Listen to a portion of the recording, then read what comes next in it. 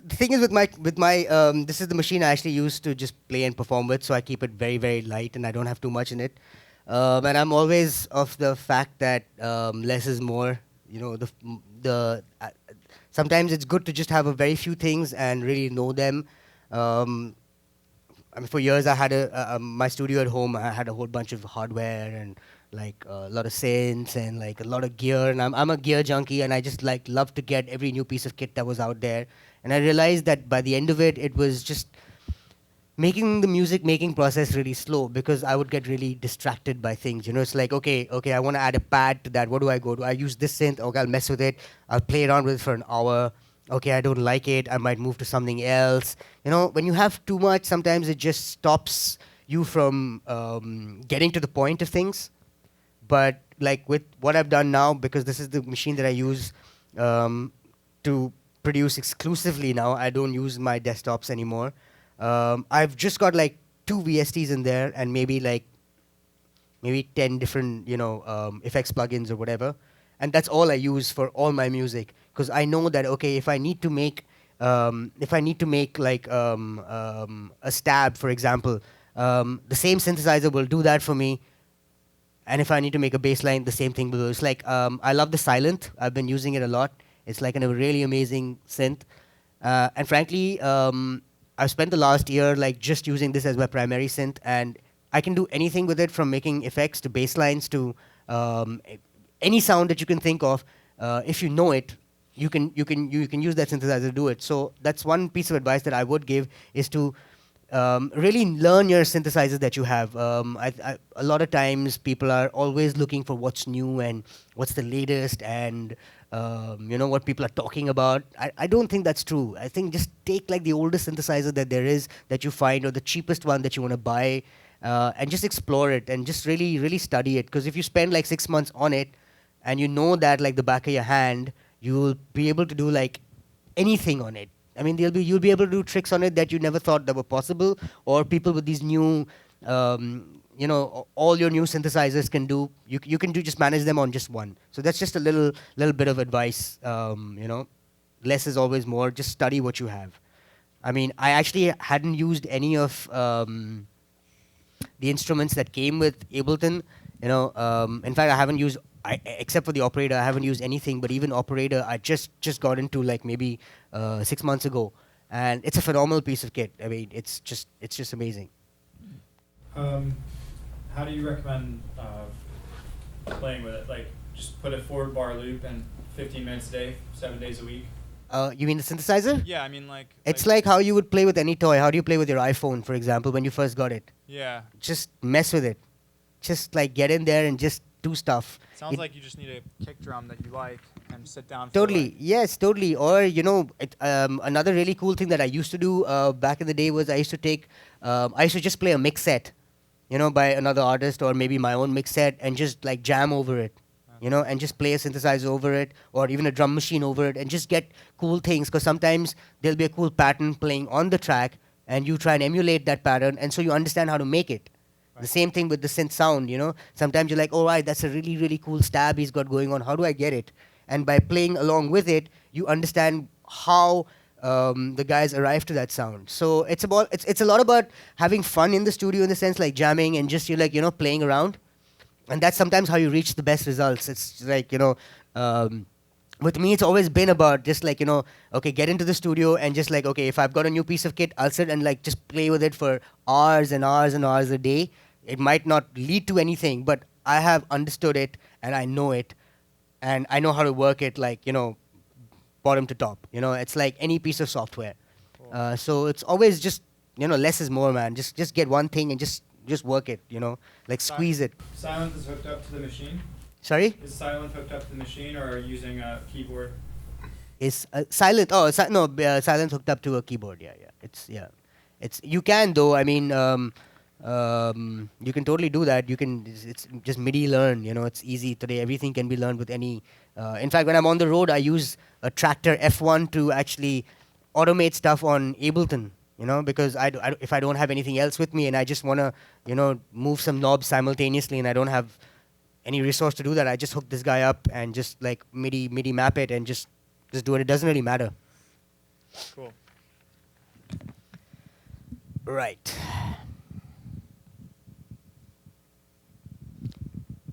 So the rest of the track is pretty straightforward in that sense. There's just a bit of effects and stabs and the ideas behind it. Is there any particular bit of the track that anybody wants to know how I've done, or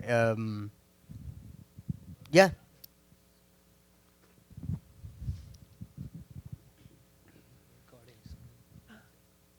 So I noticed in Tech House a lot, there's that kind of whirling bass line.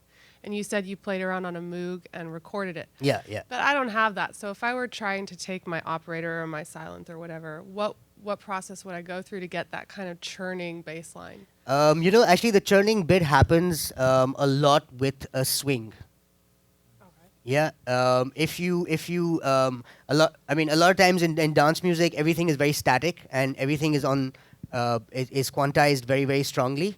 But if you loosen up the quantize and on the ADSR, if you open the release a bit, and let the notes play with each other, you get that whirling thing.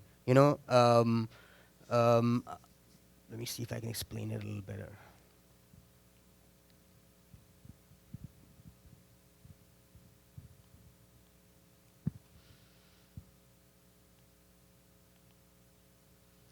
So let's just take a bass sample.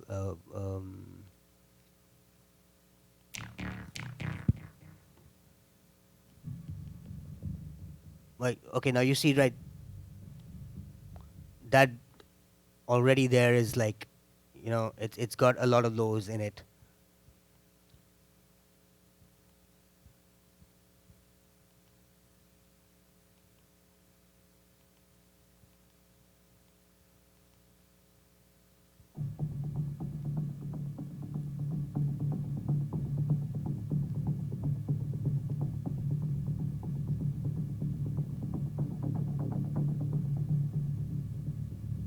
Now this is like, oh, this got a delay. One sec.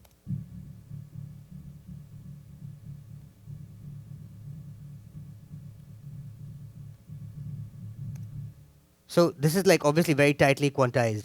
Now if you just loosen these guys up a little bit more, you just move them slightly, and basically you're giving them a swing. And what I like to do is I like to do like a human swing rather than do a very machine swing, because it's again a quantize. You just move them slightly off. A really good thing with Ableton is down here you've got the track delay. I use this a lot too. You just move it by a few milliseconds up and down. It shifts. It basically what it does is just moves the first note a little away from from the first grid. Basically, it just moves it slightly off, and it basically what it does is just moves your transients from the beginning, the attack. It just moves the attack slightly before or after, and you can play around with it and figure out how you want to do it. So automatically when you do that, it gives. So you already see the swing. It's got a little more swing. If you just take it back and put it back to whatever.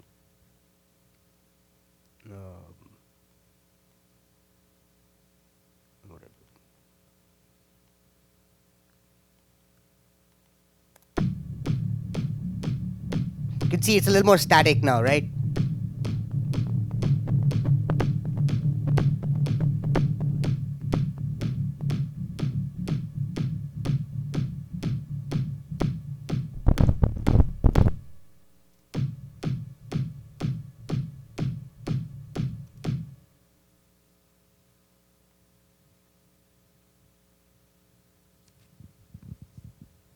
So basically, what I was trying to say was that the human element to try and put in back into like human versus like seriously tight quantize is a cool way to get a slightly more like natural swing. And I do this trick a lot actually. I just move notes slightly off, and it just kind of also fills up the track a little bit more, I feel.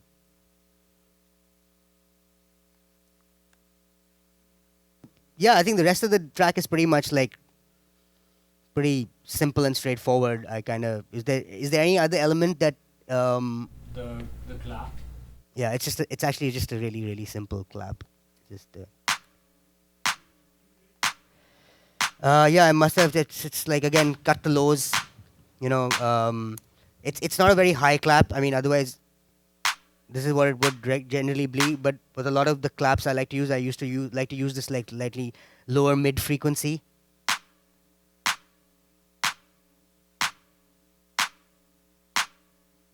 You know, so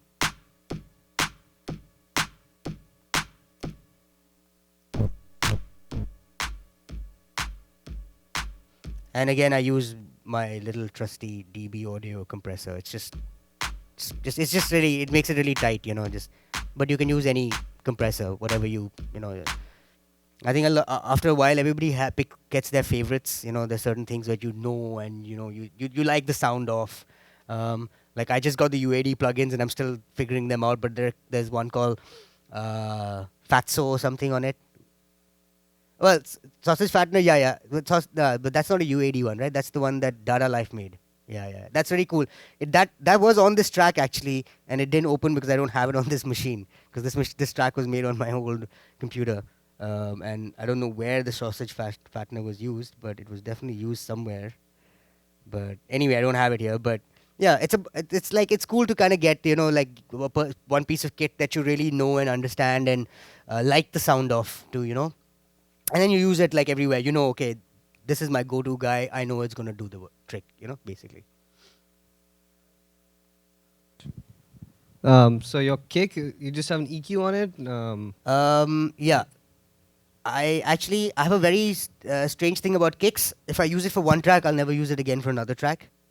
I try and do that. I used to have this band called Jalebi Cartel, where I produced music for. I mean, I made the music for that band for like over 9 years or 8 years or whatever. I always used the same damn kick, always. And after I finished that and I started doing my own stuff, I was like, you know what? I'm not going to use the same kick again ever. So I'm always like, every time I make a track, I always just go through like all these various sound libraries or whatever and random things and just being like, you know, like I used all the kicks that are there in the machine thing. Like when I first got the machine, I was like, oh great, a great resource to get really nice kicks. And you know, there's some really nice Chris Liebing kicks and stuff in here. And I took a lot of them and like, you know, edited them, and because his stuff is like really like jacking. So yeah, I have no rules about kicks. I just feel that the more variety you have in your drums, the more different all your tracks will sound and more interesting they'll sound. So they'll stop sounding that all your tracks will stop sounding the same. There are a lot of producers whose tracks, you know, especially in the dance music scene, and a lot of big guys. I mean, I don't want to name any of them, but a lot of their tracks sound the same. The drum programming sounds the same because they always use the same kind of kicks and snares and claps and stuff. So it's just interesting for yourself to change things around where you don't use the same thing, you know, and automatically each track then gets its own definition, and over time you will get your own sound. But a lot of people also think that, you know, it's important for me to have my drum kit so that I have my sound. And yeah, of course, there's, like I said, there's no rules to it. It's just that I chose that, forget it, I'm not going to use the same kick ever again. So I try not to use the same kick. Yeah, cool. Uh, Hi, I have three quick questions Sure, actually. sure. The first one is about the kick. When you're looking for kicks through all your sample libraries, is there something that you look for or watch out for when you're browsing through all those kicks? Well, specifically to make like tech house and techno, actually, I try and look for stuff that doesn't have too much high frequency in it. It's got quite a bit of sub, but not again like really like low frequency, not really like super low sub frequencies. See, it really depends on the kind of track you're making, you know. And while I'm working on tracks, what I try and do is, if halfway through the track I feel like, you know, maybe the kick is not working with the bass, I'll go ahead and find something else, you know. Like I said, like I don't try and keep a bank of kicks, so for me it's always a hunt. If I have to, sometimes if I'm like working on a track, it might take me 3 hours to find that kick. It'll take me 3 more hours to finish the track, but that kick will take me a long time to find, because I feel that the whole process of not having not having a bank of stuff that you can just go to is part of the whole thing of finding new things, you know. So it really depends on the kind of track. Again, there are some times where, you know, I'll think that, okay, this kick sounds really good, but maybe needs some layering on it. So I'll take another kick and put it together, EQ both of them, and make sure that the frequencies don't, kill each other and stuff like that, and put two of them together and compress the hell out of them and make a new kick. So like I said, there are no real rules, but again, it's the style of music that you're making that the kick needs to sound. Obviously, you're not going to use an electro house kick for a tech house track because it's just going to sound totally out of place.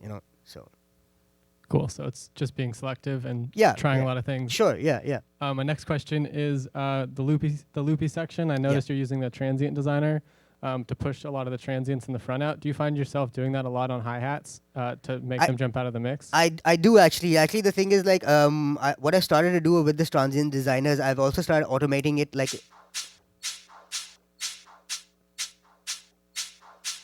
I'll do a lot of that because it's really cool. It's just slight. It's like an ADSR kind of thing. You're opening the sustain slightly, or the release slightly, and on a synth or whatever. It's kind of like that. I'll do it a little bit on certain parts of the tracks, like the breakdown or something. I'll open it up a little bit more. I think this transient design is really good, especially if you're using loops and you want to take out stuff and you just want certain elements. It's really good for that. It's also, I've used it on vocals. It sounds really good on vocals. It little vocal samples and snippets and stuff that you want to put in, just to things like if you like a stab, like a vocal stab kind of thing. If you want, sometimes it's good to put that because it just holds it back just amount. So it's an interesting piece of kit. Cool, thanks. And then the last question is on the master. Mm-hmm. On utility, I realized on the very bottom you inverted the phase of the left and right Oh yeah. channels. Was that just because it sounded slightly better? I probably did that because I might have heard it in somebody's studio and their studio was out of phase or something. So I was like, okay, it's freaking my ears out. The other day I was working at the Pyramide studio and the left and right wasn't correct.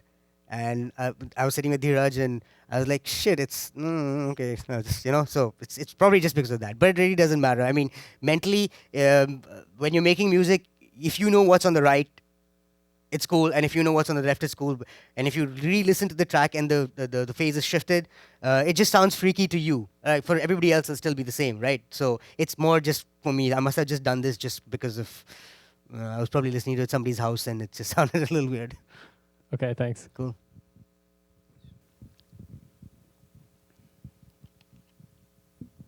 Can you talk about the methodology behind the breakdown? Like, what are you doing when you go into a breakdown? Like, are you just cutting out one instrument or? Yeah. Basically, again, the breakdown. The first thing that I do is, if you look here, it's I've got the lows taken out completely. One sec. So if you see here in the breakdown. Right.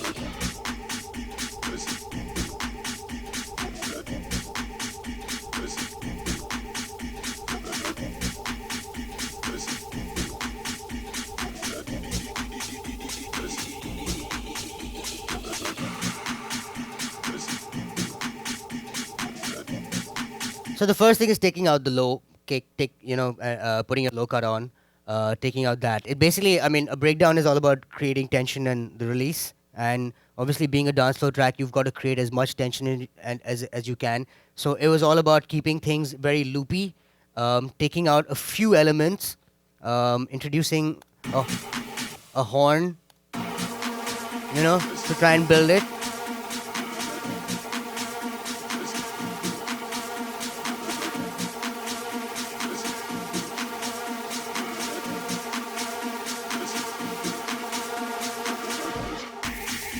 Now this is a pretty cool trick that it just came like I don't know I don't know how it came about, but it was just about letting the first beat go and then pulling everything back and letting the second with a bunch of white noise and stuff like that take it forward. So it's just like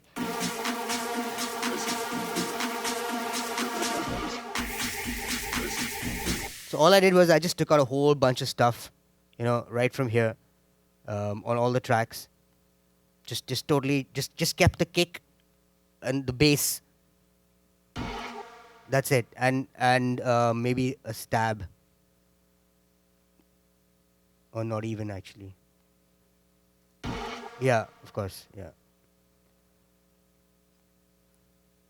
So generally, for most breakdowns, what I'll do is like I'll just like slowly take off different sections of the track. Pull out little things of or filter them out, and introduce maybe a little bit of a melodic element or a vocal element or whatever it is you want to build. Basically, the thing. I mean, if you just look at it straight away, it's just like taking things out so that you create some tension while making it rise in another way. So you're taking out the drum sounds, but you might or might have effects that take over, like swooshes and just background noises and stuff like that. Like a couple of things in this track, like what I did was, you can see here, like for example, like the ride, it's all being it's all volume automated going down, so that I'm taking out things out of it.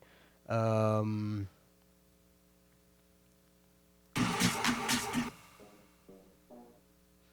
So just adding some new effects on just during the breakdown so that there's a little difference. So I added this little beat repeat thing. That's me. Otherwise, this is what it sounds like.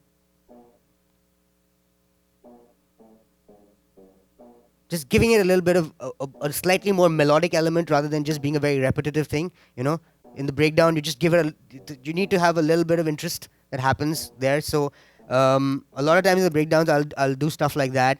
Obviously, get effects in, some swooshes. You can see, like, basically in this track I've had a white noise thing just playing throughout the track. It plays pretty much throughout the track at a very low volume, and there's just rises when it needs to, and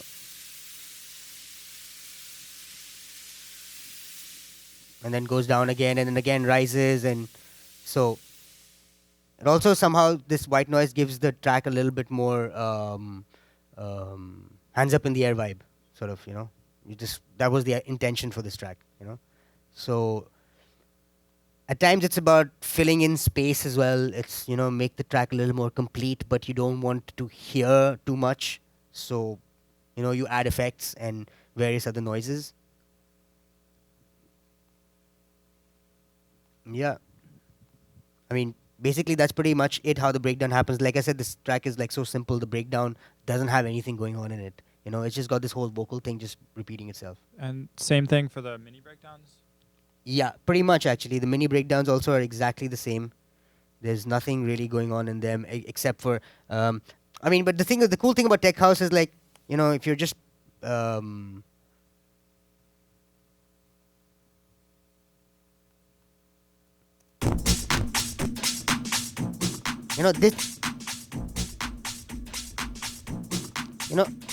this is a breakdown itself, just taking out the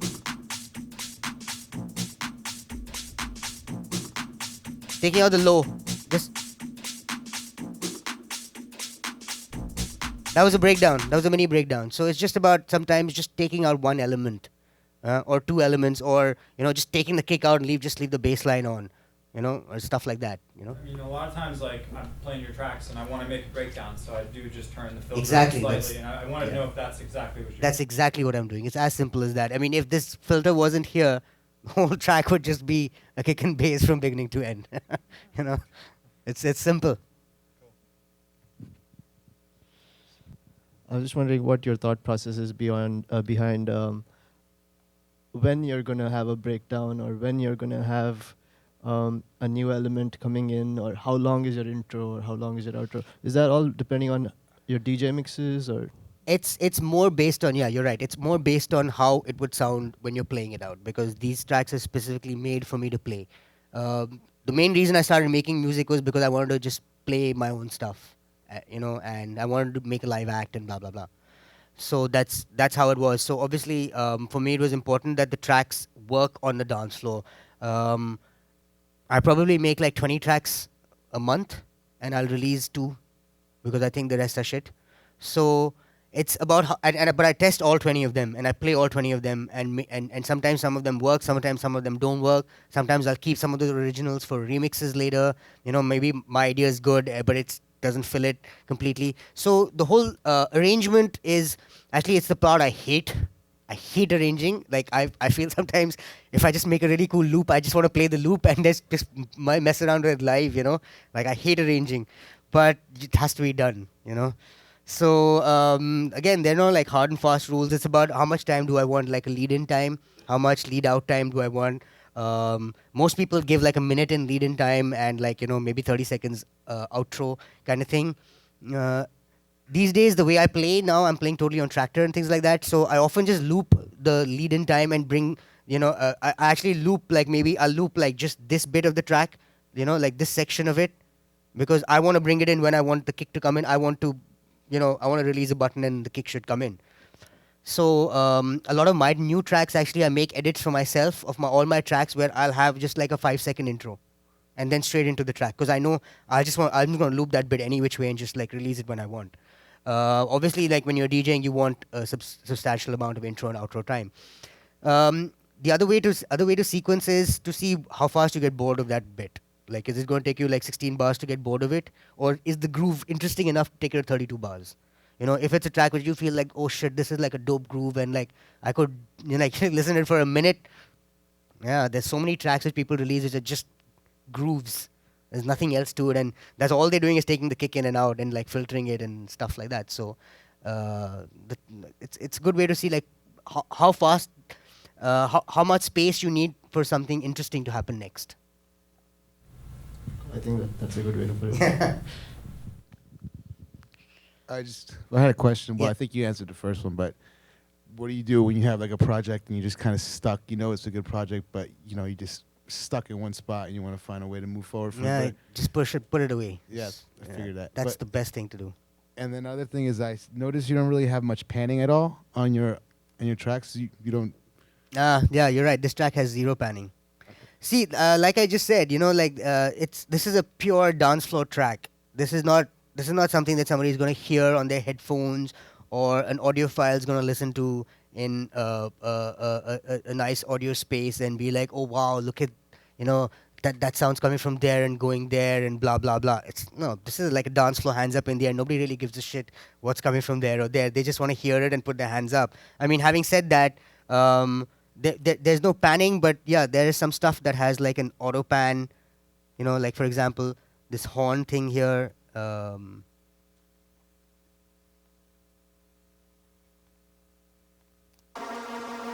So this has a bit of an auto pan going on. So I'll do that with some of the stuff. Obviously, I will spread it out a little bit, but I won't hard pan something and leave it there all throughout the track. Like, okay, maybe if it's a percussion, which I feel, okay, I just want that little timba to go, on the little right-hand side or whatever, and I'll put it there. But most things, I'll either spread it out and move it around during the course of the track. Especially if it's a dance floor track, it should be moving and not be constant. I mean, that's my opinion. And the rest of the stuff, like, I mean, honestly, there isn't much in the track for me to pan, there's not much going on in there. It's more like a groove kind of thing. Yeah, you could pan a couple of hats separately and do that. Sure, yeah, of course you could. I just didn't do it in this track. Yeah, I don't know why. Yeah. Thank you. We can take a break if you want. Yeah, cool. Just